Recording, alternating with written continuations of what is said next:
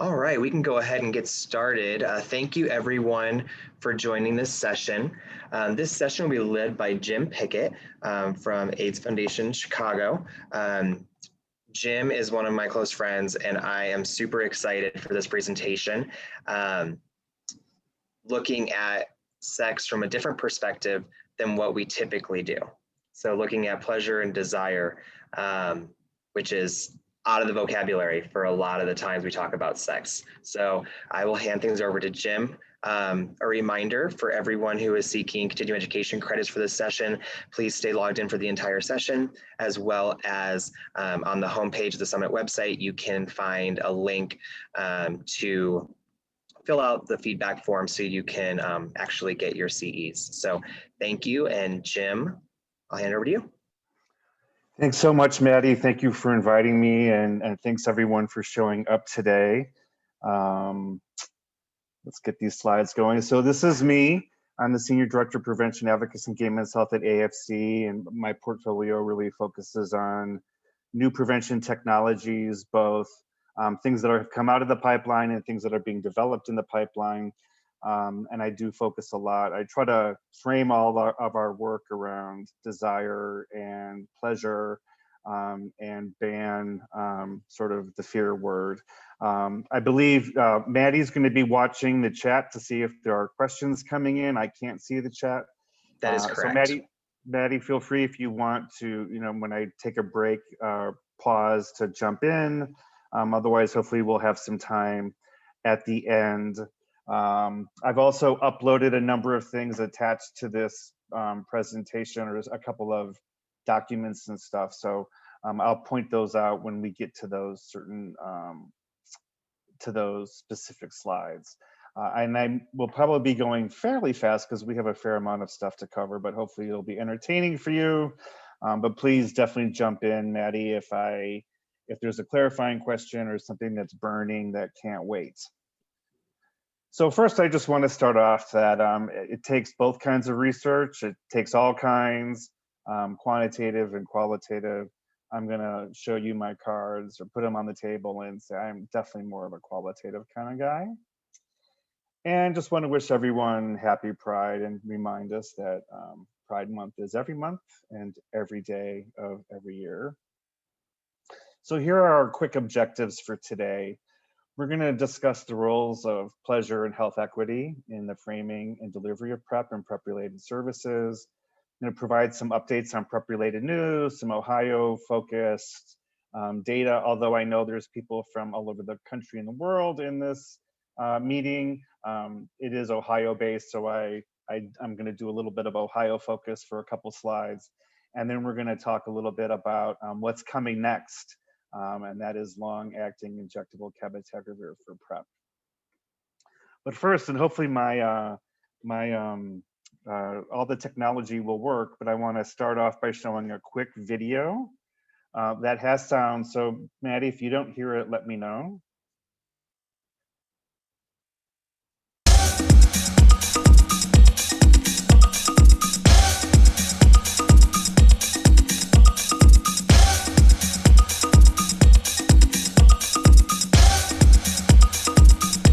I thought that it was important. I particularly noticed that it was like Black and brown bodies, and I thought that that was important to have, like overt conversations around sex. Yeah.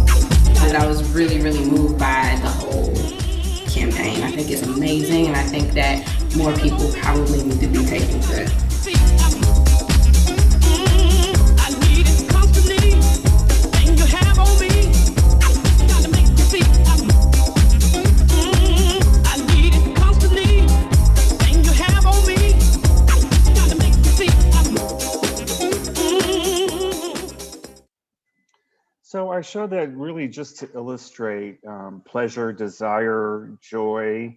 That was a mashup of a couple of events that we used to kick off our Chicago's Prep for Love campaign 5 years ago. And we took a bunch of video and put it together and created kind of a PSA that hopefully is fun and uplifting and joyful, and just an example of trying to focus our messaging around positive asset-based frames as opposed to fear and negative-based frames.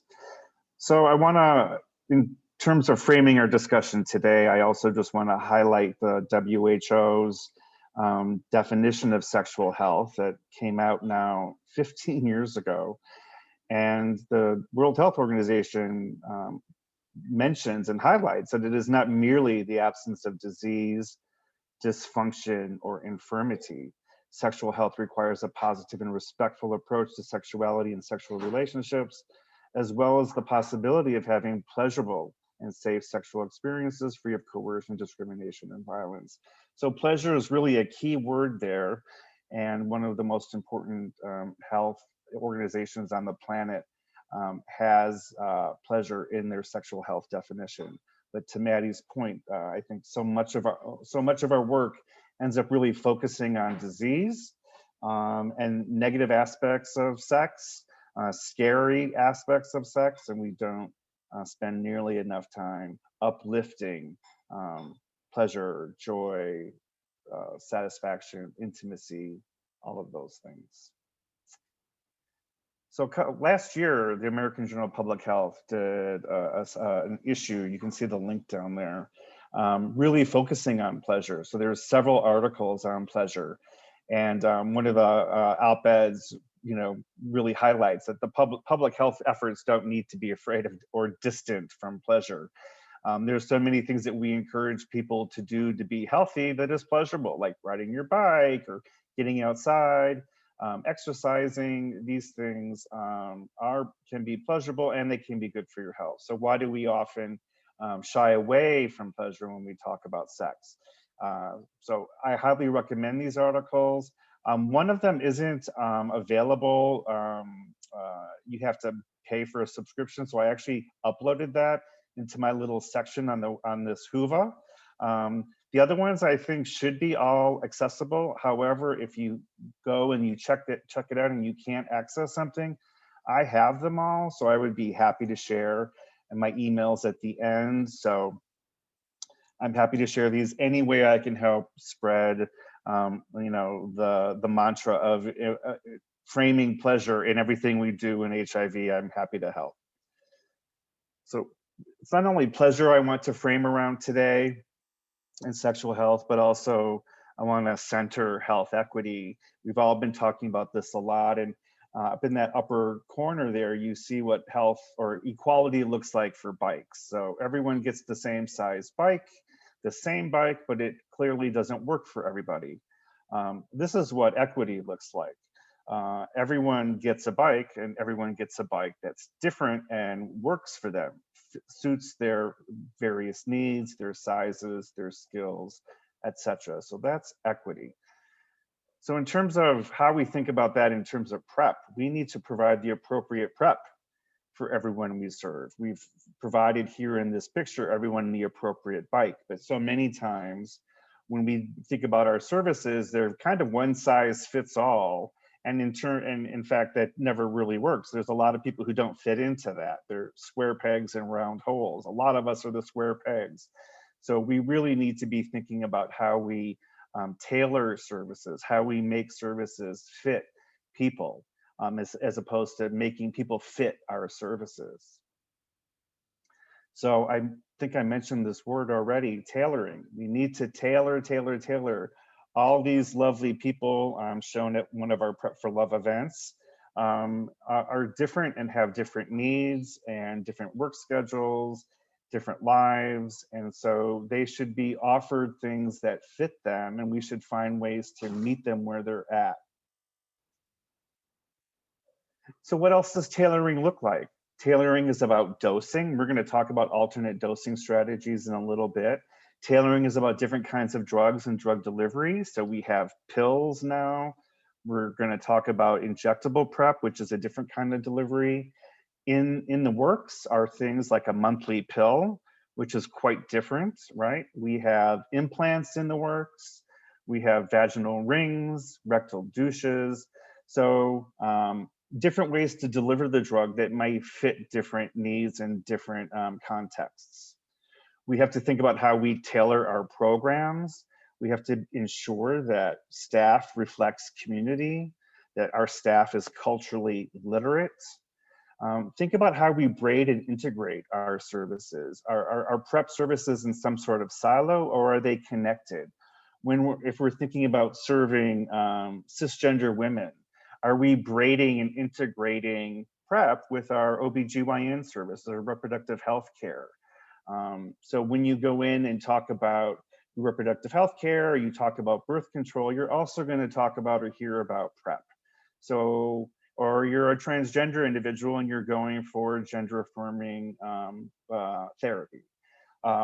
Why wouldn't we have PrEP integrated there? So PrEP being part of other things and not sort of the standalone option. We need to think about where we're doing our programs. So do we have mobile abilities? Are locations in community where people feel comfortable? And it goes into hours. Through this last year and a half of COVID, we've certainly learned that telehealth can and should be done. And in fact, a lot of people like telehealth and like not going into the clinic all the time and sitting and waiting. And that can be braided with self-testing. Make it easy for people to engage, make it easy for people to take care of their health.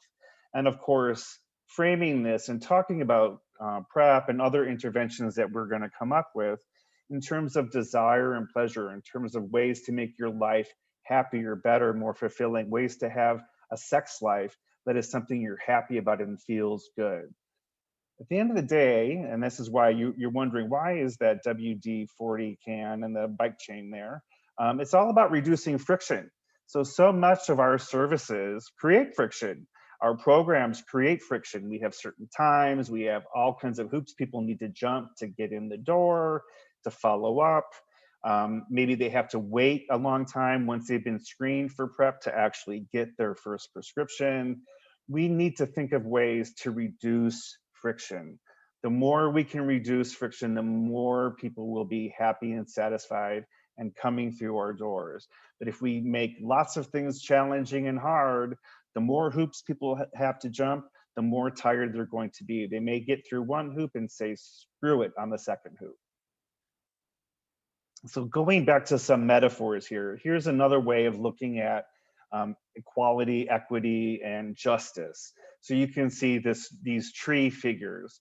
And on the right and the top, you can see equality looking like both people have the same size ladder, but the person where the tree is leaning towards has the opportunity to get the apples, but the other person doesn't. Equity on the lower left looks like, okay, we give each person an appropriate size ladder so they both can get apples. But justice is what we're really about. And if you look at justice, they have addressed a systemic structural issue. They have made that tree stop leaning.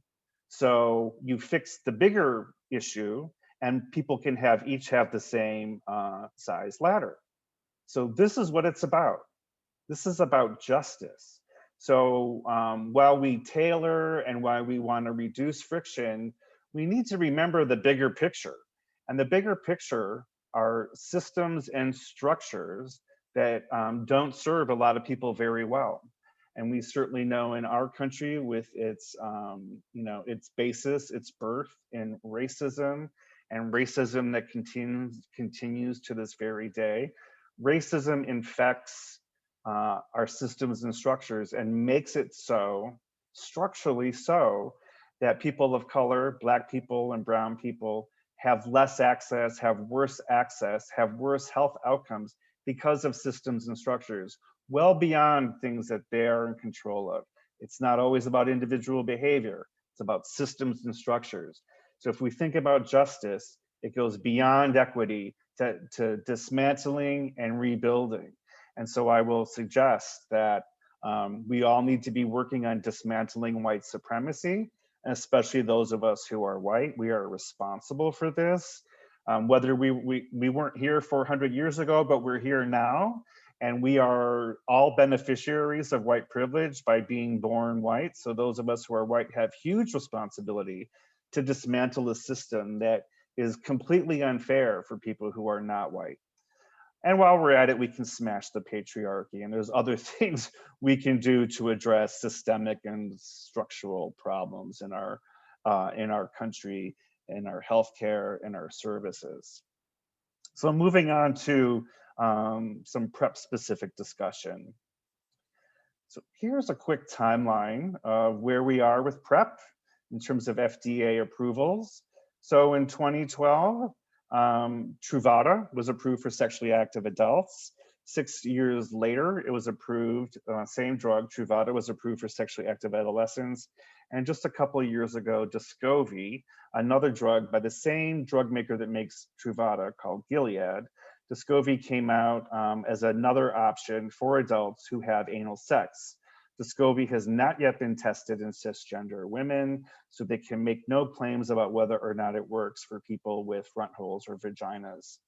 And in terms of adolescent approval, it's just something to note that approval is based on weight. It is not based on age. So if you are 77 pounds and sexually active, you can be officially FDA approved, prescribed PrEP based on your weight. And something else important in the timeline that didn't show up in that previous slide happened just about a year ago, a little less than a year ago. In October, we had our first generic version of Truvada come aboard. And this came via a company called Teva. And Teva launched the first generic at a list price of $1,400 and some odd dollars for a month, comparing that to $1,600 to $1,800 for TDF-FTC, which is another word or another term for Truvada. And then thinking about just, for comparison, outside of the US, $25 or less a month is what people pay. Sometimes much, much less, depending on where you are in the world. So what does that look like in March of this year? We're going to get to this in the rise of the generics. But Teva had exclusivity on the generic market for 6 months. That exclusivity ended in March. So I'll be giving you shortly an update on where we are with generics, how many generics are out there, what the pricing looks like, and what some of the impacts of these generics are having and will have.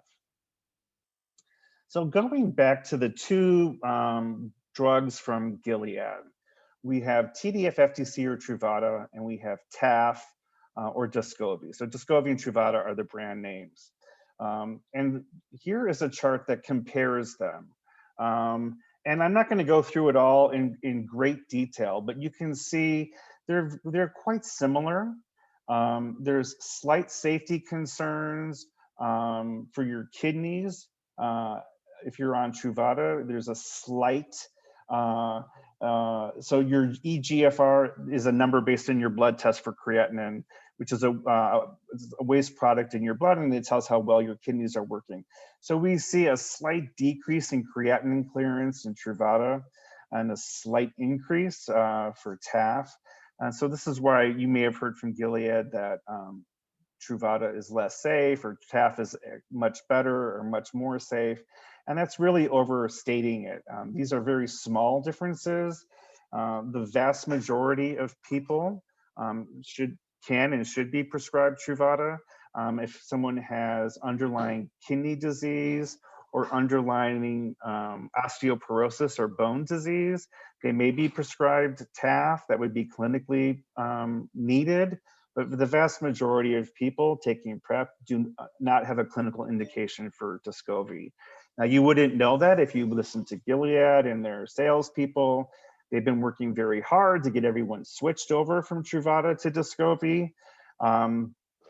Here's another nice way to kind of compare the two.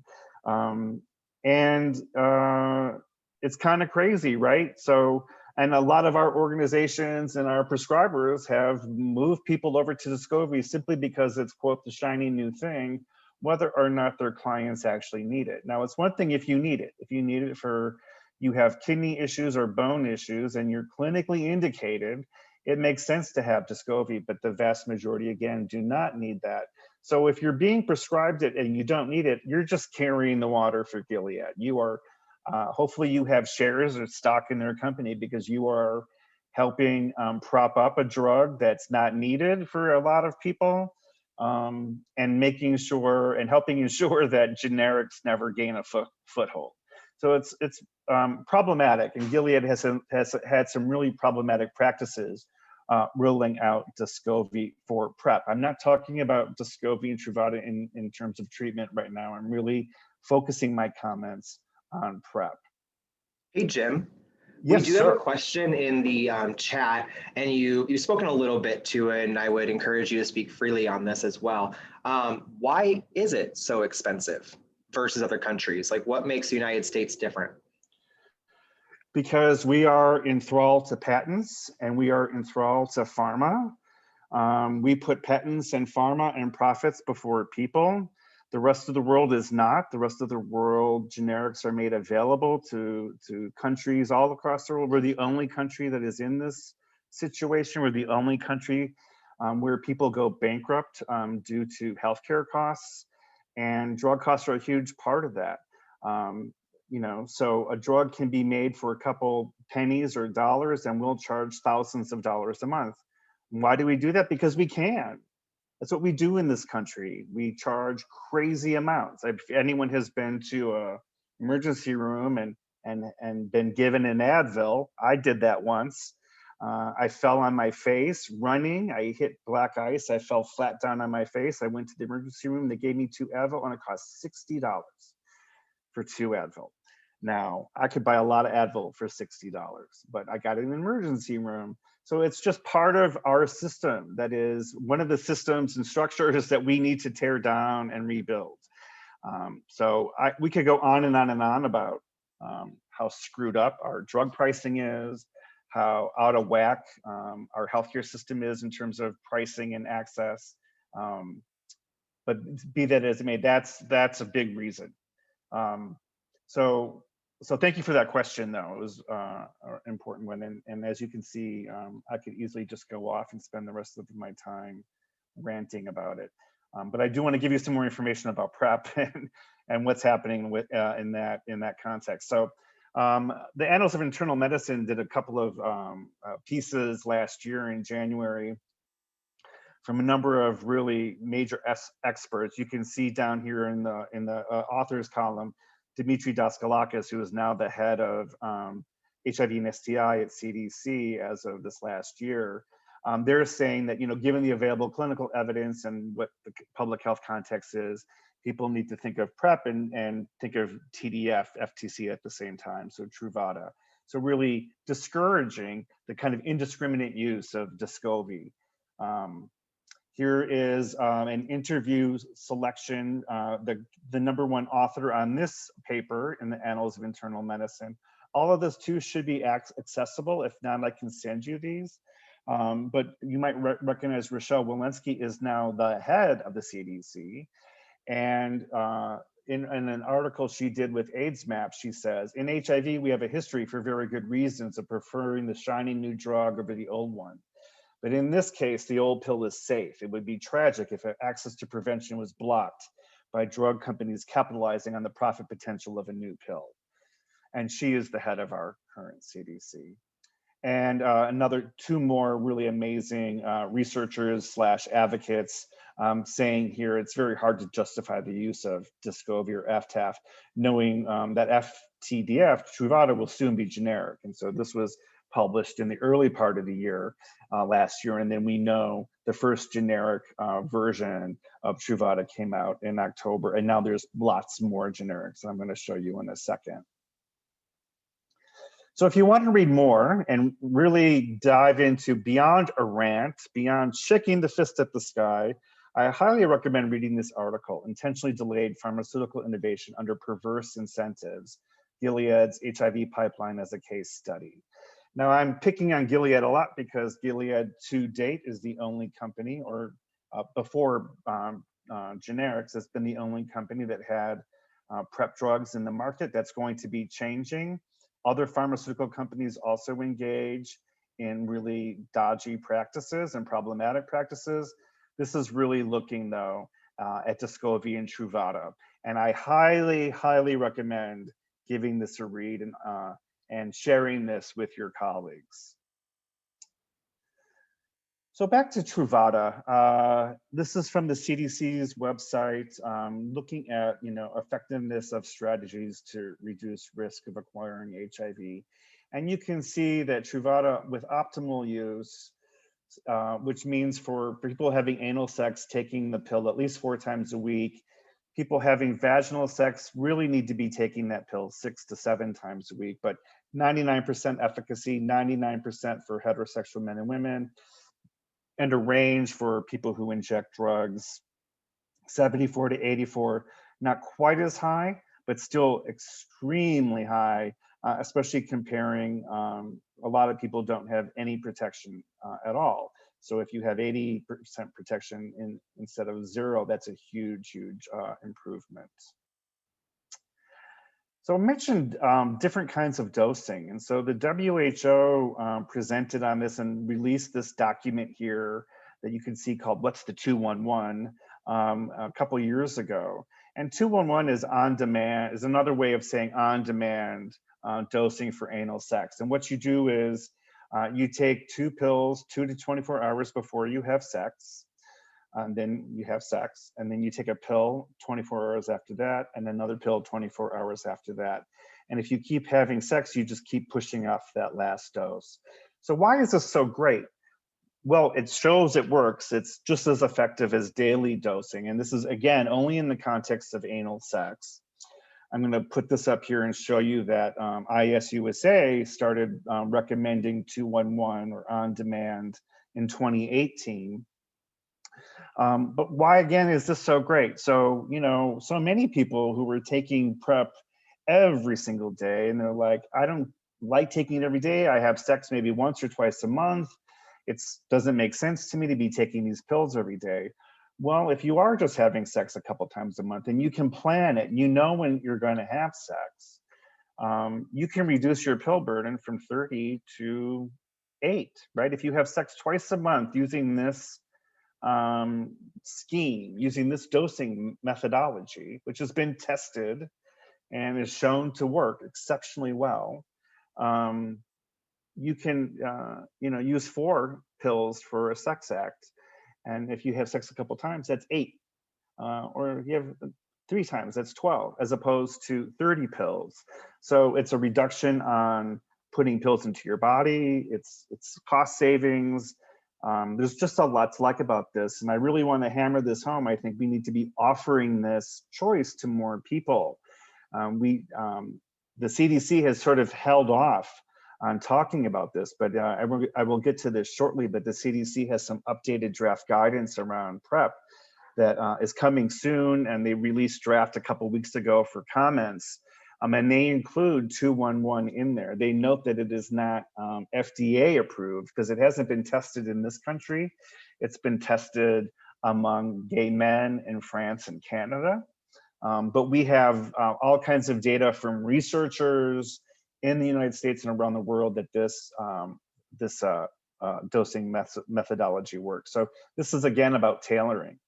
This is about meeting people where they're at. And if someone doesn't want to take 30 pills a month and is saying that because they only have sex once or twice, we have on demand. Again, this is just for anal sex. We do not have studies or data to show if this sort of dosing would work for vaginal or front hole sex. So on to just a titch of data. This is, I wanted to show this map that shows, helps illustrate that PrEP use is higher among states that had either adopted Medicaid expansion or have a PrEP drug assistance program. And it's 99% higher in states with both policies in place compared to states without Medicaid or a PrEP drug assistance program. And so if you just look at Ohio is looking good, dark green. They have high rates of people using PrEP. We all have a long ways to go. But it's interesting, again, structures. So where Medicaid expansion has offered people access to more healthcare, that has improved PrEP access for a lot of people. Where Medicaid hasn't expanded, it's been tougher. So Medicaid, we need to expand Medicaid in every state, right? Every state hopefully should have some kind of PrEP drug assistance program to help folks access. So I mentioned I was going to share a little bit of Ohio PrEP data. A lot of people in this meeting are from Ohio, so you know this better than me, but I got this from AIDSview.org. In 2019, you had just over 7,200 PrEP users. You can see down there below, great increases over the years, very low in 2012, and quite impressive increases all the way up through 2019. You can see some troubling things though, however. A very small percentage of cisgender women or females are being prescribed PrEP. The vast majority are cisgender men. You can see potentially wanting to up the numbers of 13 to 24-year-olds getting PrEP. These sorts of signals, these disparities, we are seeing these across the country. Unfortunately, AIDSview does not include race data, but we certainly know that there are disparities by race, and the majority of PrEP uptake has been among white cisgender men, and Black and Latino, Latinx gay men have lagged behind, and that often dives back into the structures and systems issues I was talking about before.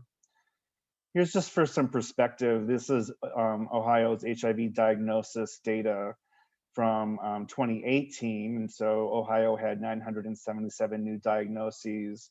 You can see that among gender, 17.4% of new diagnoses were among women or cisgender females. And if you go back and look at PrEP, you see that females have PrEP uptake of 7.3%. So there's a disparity there. We see young people here making up about 23% of new cases, and you see young people on PrEP about 16%. So a little bit of a gap we need to help close. But overall, you can see, from 2008 till now, Ohio's cases have been going down. There was an interesting dip there in 2015, and it pops up. People in Ohio may be able to better describe what was happening there, but it seems like you're kind of leveling off here in the mid 900s for the last couple of years. And finally, AIDSview has created this way of looking at PrEP uptake and whether we're getting to the people we need to by creating a PrEP to need ratio. So the lower the ratio number, the more need there is. So overall in Ohio, your PrEP to need ratio was 7.38 with 8.29 for cis men and 3.12 for cis females. So you can see there's some work to do on females, but you can see again, your ratio is going up, which means there's more people accessing PrEP for every case of HIV that is diagnosed. So going in the right direction, Ohio and the rest of us, we all still have a lot of work to do, including my state, Illinois. Now to take a break from all that, data, I'm gonna do another little showtime for you. And this one is featuring, I wanted to really call out the issue of lack of access or lack of uptake, I should say, for cis women. And we need to be doing more for cis women. Cis women do not make up the bulk of cases in our country, unlike other parts of the world, but they're still sizable. They're mostly all women of color, particularly Black women, Black cisgender women. And we need to be doing better.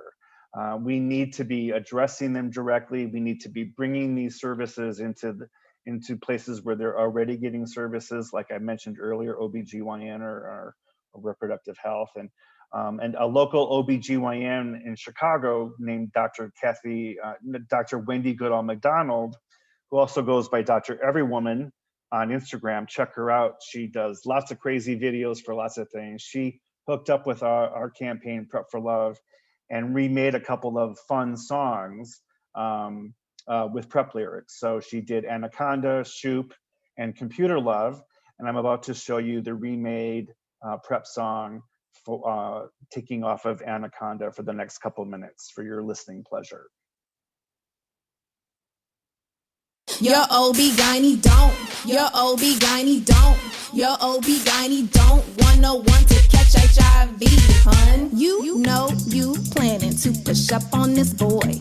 You pull out that condom, you don't have to be coy. If he won't put it on, he's dismissed for his trifle. If it breaks or slips off, you'll find you're susceptible. Now that's real, real, real. This HIV prevention takes one little pill. One pill a day brings your risk down to nil. No, I'm not joking, it is really that simple. I'm on some safe shit. PrEP is a pill, trying to keep it real. Take it once a day, bring your risk down to nil. Take it from your doctor, it's a really big deal. Once a virus, that's a 99% till.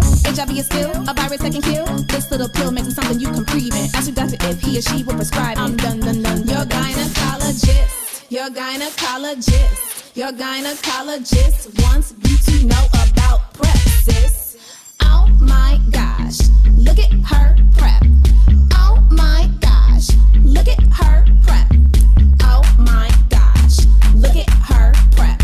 Look at her PrEP. Look at her PrEP.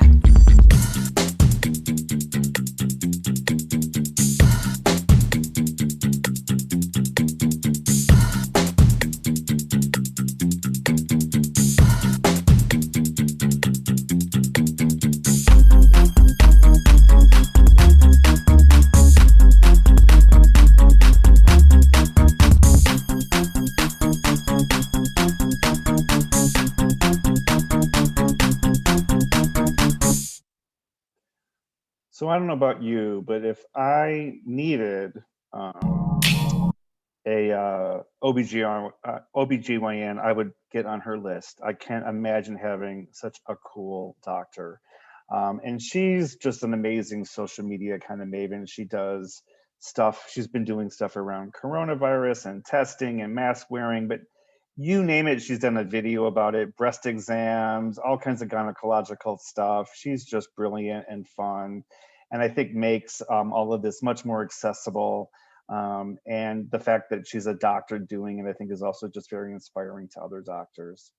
So moving on, many of you know that the US Preventative Services Task Force in June a couple of years ago, so 2 years ago, granted PrEP a grade A. And so what does that mean? Well, ACA legislation mandates that group and individual health plans must cover without copayment preventative services with an A or B rating. So that includes PrEP. So why do I say advocacy is underway around this? We want to be sure, and we've been working with the federal government and at state level with our state governments, that PrEP is defined as the full package, as a program. PrEP is not just the pill, right? PrEP is a program that includes regular HIV and STI testing, other kinds of screenings for kidney health. It includes adherence support, includes checkups with your doctor. All of these things are part of a PrEP program. The pill is not the only thing that needs to be covered. All of it does. So we've been working, trying to make sure that there is guidance for individual and group health plans, health insurance, and Medicaid, that they are interpreting it the same way we are interpreting it. USPSTF, in its own language, it wasn't 100% clear. It talks about all the different services that are part of PrEP. So it's been taking advocates to push forward. We've been waiting on this guidance that's supposedly being cleared by the feds now.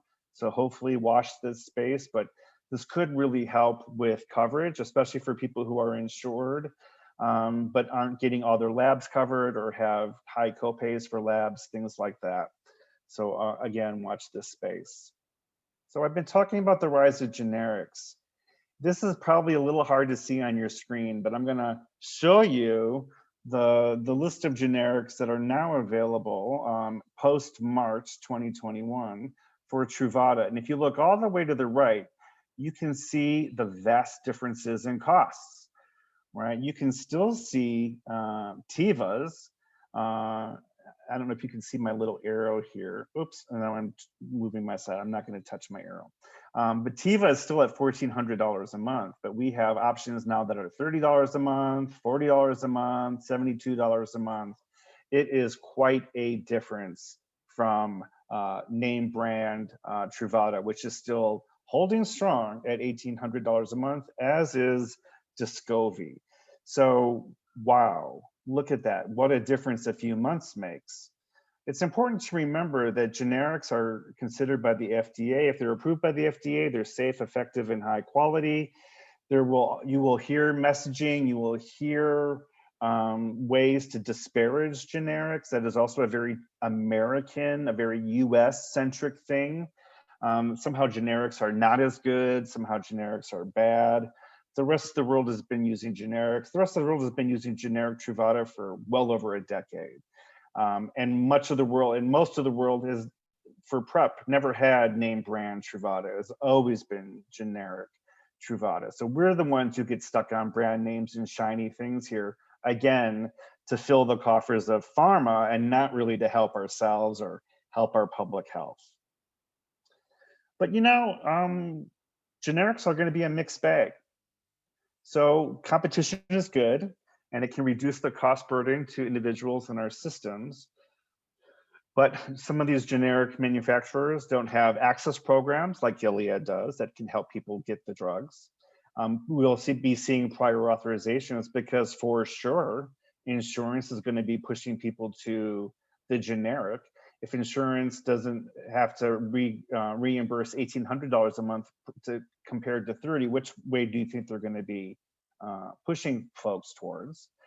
There's also 340B implications, and I'm not going to go too deep in the weeds on 340B, but we know that 340B is a program that allows community-based organizations, credibly qualified health centers with clinics to buy name brand drugs at very low cost, at very reduced cost, and then they're able to bill their clients who have insurance the full cost, and then take those savings and push those savings into their programs.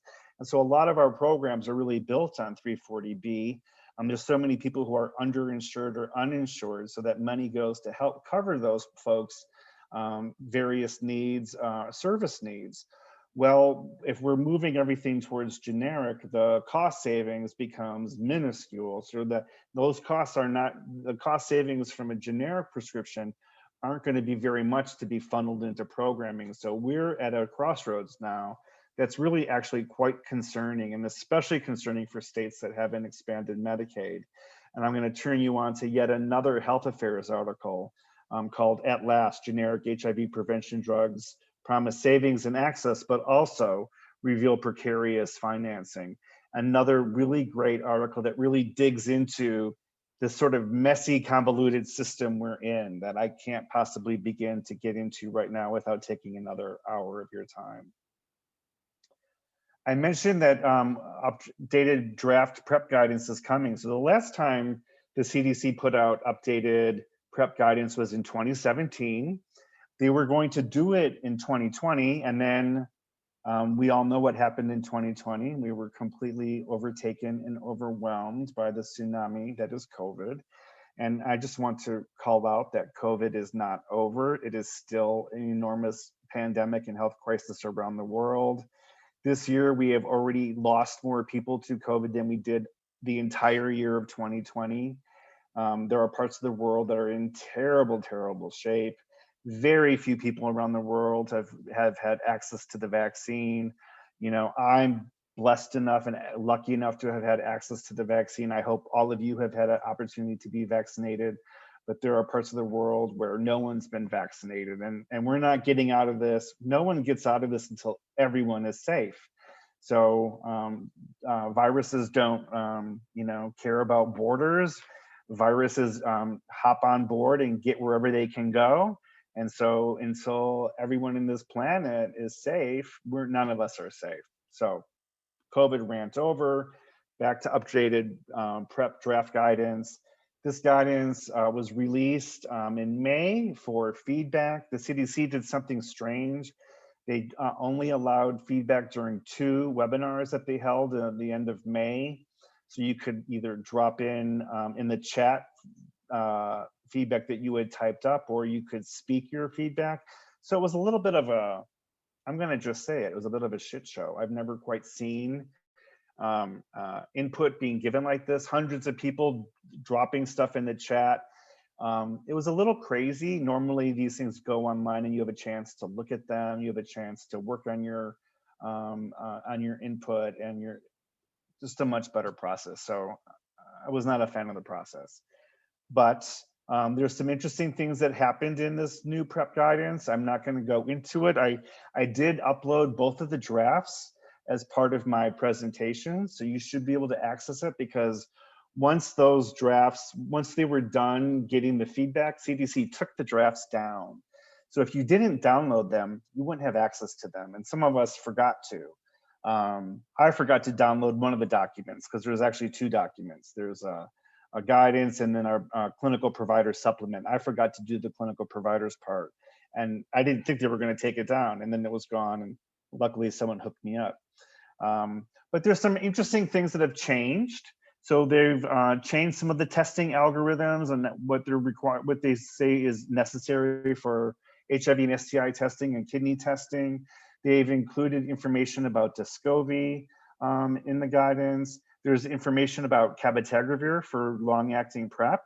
Even though it's not available yet, they're foreseeing that it's coming soon. So they need to have something in here to talk about it, even though when they're putting this out, it's still not officially available. It hasn't been FDA approved. They also talk, thankfully, about 211 or on-demand PrEP. So I have listed here a lot of the things that they changed and updated. But I would highly recommend taking a look. And from my understanding, the final version of the guidance with the input and all of that is, quote, coming soon, maybe by the end of June. I'm a little skeptical about the end of June. It seems like they got a lot of feedback. At least I was on both webinars, and the chat was insane. It was just like 8,000 words a minute. A lot of it was probably repetitive, but just to go through all that and address it all, we'll see where we ended up. But they did do some nice things. The other nice thing that they added in here is really talking about PrEP as something that's offered to all sexually active people, and getting away from the sort of focus around whether you are at risk or whether you qualify for PrEP. If you are sexually active, period, and you should be told about PrEP, and if you're interested in PrEP, you should be given it. So that really is an important shift, because we know when we do risk scoring or risk evaluation with people, people don't always necessarily want to tell us everything that they're doing. Someone may have 0 risk today, have no vulnerability to HIV today, but tomorrow they're going to download Grindr or Jacked or Tinder, and their vulnerability is going to change. So what people did 3 months ago does not predict what they're going to do tonight or tomorrow or next week. So I love that the CDC has changed this to just saying, all medical personnel should be recommending or talking about PrEP with their sexually active folks, and not kind of squirreling it away or holding it off for just the people who are deemed, quote, at risk. And finally, I'm in the home stretch, and we'll have a few minutes for any follow-up questions. So we have some happy research news that hopefully a lot of you have already heard about. So late last year, or from the middle of last year to the end of last year, we heard from 2 large global studies with many thousands of people, including cisgender men, cisgender women, and transgender women, that ViiV's long-acting injectable cabotegravir was highly effective at preventing HIV. In fact, comparing it to Truvada in these studies is considered even more effective. So Truvada, again, is 99% effective if taken consistently and correctly. So better than 99%, so superior to 99%. Of course, we still want to have choices for people. Nothing is superior or better if you don't want to use it, you don't like shots, it's not for you. And there are some tricky things about this intervention because it is given 6 times a year in a clinic. It's an injection in your butt. a clinician has to give it to you. This adds friction, right? You're now, normally PrEP visits have been 4 times a year for folks. Now we're talking about 6 times a year. And so how is that going to play out both for the individual and for the systems? We have to figure out ways to deliver this with as little friction as possible. Currently, what's happening right now? So there are some adolescent bridging studies underway. I like to always highlight Chicago as part of one of these studies. There are studies in Southern Africa and in the United States, just a handful of sites. I'm getting some adolescent data. So the whole package, when it goes to FDA, can include an adolescent indication. And we don't have to have the same issue we had with Truvada, waiting for several years before we had an adolescent indication. Hopefully that application will include adolescent data, and then we could see approval maybe by the end of this year, if not top of next year likely, and rolling out in early 2022. So what do those adolescent bridging studies look like? So they're playfully called the twins. They're studies for different populations, which I'm going to talk about right now. So they're all sexually active, HIV negative, generally healthy adolescents under the age of 18. They're looking for 50 cisgender males or transgender females and 50 cisgender females. They can't be having gotten PrEP from any current study. Young women must be using some kind of long-acting reproductive choice. And you can see there's a couple of sites in the United States, in Chicago, Boston, and Memphis, and in sub-Saharan Africa at a site in Johannesburg, South Africa, a site in Harare, Zimbabwe, and a site in Kampala, Uganda. So if you want to learn more about the study, there is a website for you to check out. And finally, I want to highlight this. This is a webinar I'm part of. We're putting together for next week. I know you're going to maybe be webinared out after all the conference you're at now, but this is really going to be looking at the pipeline. So things that I really didn't talk much about today. So things beyond injectables. So monthly pills, implants, shots that can be given twice a year, rectal douches, all kinds of interesting things are going to be discussed here. And we're going to try to make it fun. We got a DJ and some spoken word artists, and I highly, you're more than welcome to join us, and hope to see some of your beautiful faces there. And with that, I'm going to say thank you. And it looks like we have about 7 hot minutes for QA or any kind of comments. All right. Thank you, Jim. I really appreciate you sharing all of your expertise within this subject. It's really, I don't know, just eye-opening, seeing, how we interact daily, especially working in the field. We try really hard to make our jobs and our education, our work fun and exciting, and move away from the scare tactics and move away from the negativity. But unfortunately, that still exists. So I would encourage everyone to really take what Jim said and run with it. Make that part of your daily conversations with your friends, family, in your coworkers, etc. So thank you, Jim. I just wanted to say that first and foremost. My pleasure. There is a couple questions.